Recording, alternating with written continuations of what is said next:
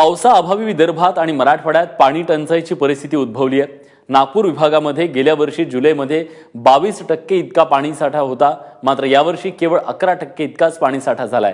त्यामुळे साहजिकच विदर्भात पाणीसाठ्याअभावी यंदा शेती कशी करायची हा प्रश्न पडू लागलाय। गेल्या काही दिवसांपासून मराठवाड्यात देखील पावसाने दांडी मारली आहे। बीडमध्ये शेतकऱ्यांवर दुबार पेरणीचं संकट ओढवलंय।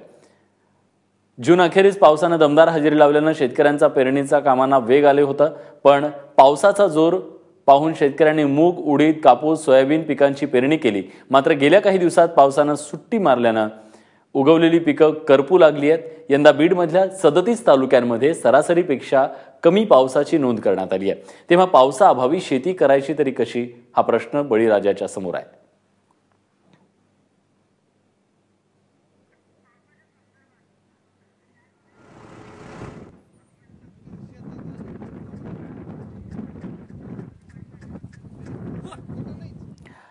सध्या नागपूर विभागात किती पाणी साठा आहे आणि काय परिस्थिती उद्भवू शकते याच्या संदर्भात अभियंत्यांचं काय म्हणणं आहे जाणून घेऊयात।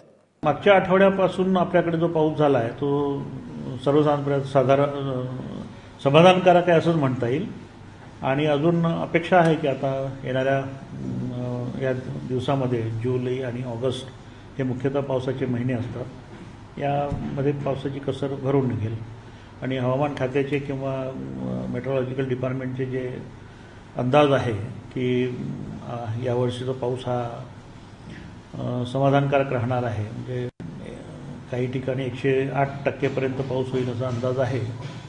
तसा जर पाऊस झाला तर आपली धरणाची स्थिती आणि साठ्याची स्थिती ही उत्तम अशी होईल आणि पाण्याची आपल्याला अडचण राहणार नाही।